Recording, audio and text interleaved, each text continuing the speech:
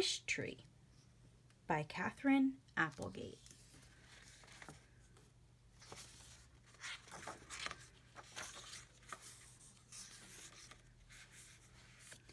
Chapter 1. It's hard to talk to trees.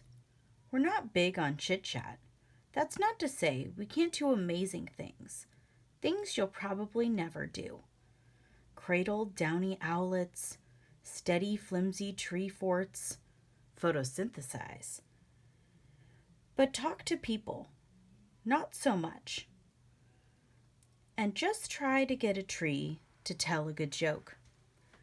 Trees do talk to some folks, the ones we know we can trust. We talk to daredevil squirrels. We talk to hardworking worms. We talk to flashy butterflies and bashful moths. Birds, they're delightful. Frogs, grumpy but good-hearted. Snakes, terrible gossips. Trees, never met a tree I didn't like. Well, okay. There's that sycamore down at the corner. Yickety yackety yak, that one. So, do we ever talk to people? Actually talk? That most people-y of people skills? Good question. Trees have a rather complicated relationship with people, after all. One minute, you're hugging us. The next minute, you're turning us into tables and tongue depressors. Perhaps you're wondering why the fact that trees talk wasn't covered in science class during those Mother Nature is our friend lessons. Don't blame your teachers. They probably don't know that trees can talk. Most people don't. Nonetheless, if you find yourself standing near a particularly friendly-looking tree on a particularly lucky-feeling day, it can't hurt to listen up. Trees can't tell jokes, but we can certainly tell stories. And if all you hear is the whisper of leaves, don't worry, most trees are introverts at heart. Chapter 2. Name's Red, by the way.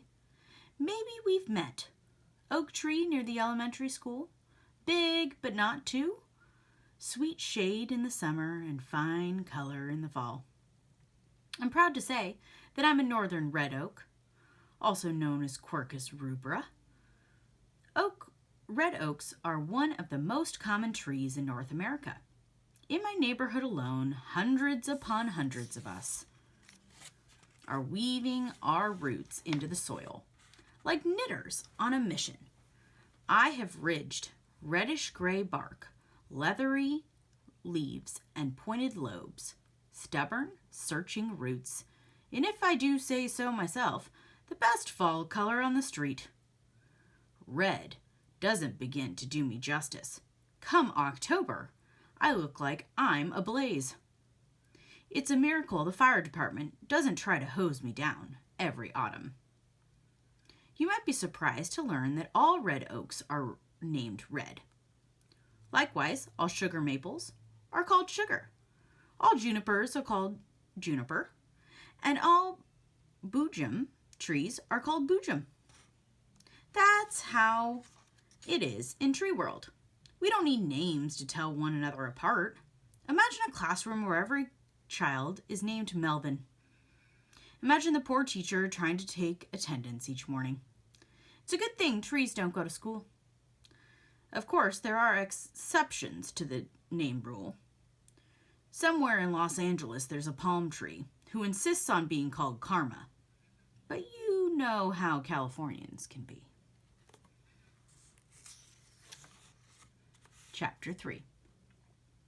My friends call me Red, and you can too. But for a long time, people in the neighborhood have called me the Wishtree. There's a reason for this, and it goes way back to when I wasn't much more than a tiny seed with higher aspirations. Long story. Every year on the first day of May, people come from all over town to adorn me with scraps of paper, tags, bits of fabric, snippets of yarn, and the occasional gym sock. Each offering represents a dream, a desire, a longing. Whether draped, tossed, or tied with a bow, they're all hopes for something better. Wish trees have a long and honorable history, going back to centuries. There are many in Ireland, where they are usually hawthorns or the occasional ash tree. But you can find wish trees all over the world. For the most part, people are kind when they visit me. They seem to understand that a tight knot might keep me from growing the way I need to grow. They are gentle with my new leaves, careful with my exposed roots. After people write their hope on a rag or piece of paper, they tie it onto one of my branches. Usually, they whisper the wish aloud. It's traditional to wish on the 1st of May, but people stop by throughout the year. My, oh my, the things I have heard. I wish for a flying skateboard. I wish for a world without war. I wish for a week without clouds. I wish for the world's biggest candy bar. I wish for an A on my geography test. I wish Miss Ginorni weren't so grumpy in the morning.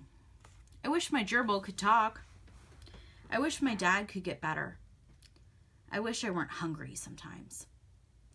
I wish I weren't so lonely. I wish I knew what to wish for. So many wishes, grand and goofy, selfish and sweet. It's an honor, all the hopes bestowed upon my tired old limbs. Although by the end of May Day, I look like someone dumped a huge basket of trash on top of me. Chapter 4. As you've probably noticed, I'm more talkative than most trees. This is new for me. I'm still getting the hang of it. Nonetheless, I always know how to keep a secret. You have to be discreet when you're a wish tree. People tell trees all kinds of things. They know we'll listen. It's not like we have a choice. Besides, the more you listen, the more you learn. Bongo says I'm a busybody, and I suppose she has a point. She's my best pal, a crow I've known since she was nothing but a pecking beak in a speckled egg. We disagree sometimes, but that's the way of all friends, no matter their species.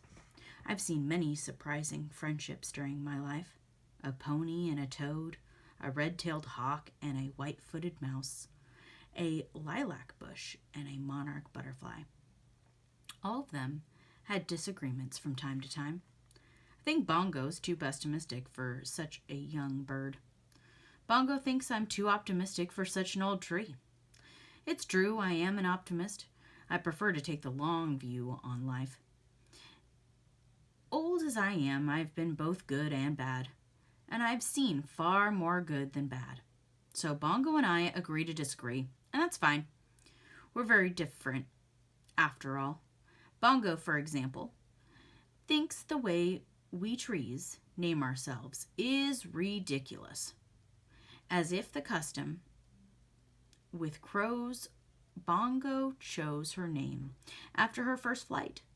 It may not be her only name, however.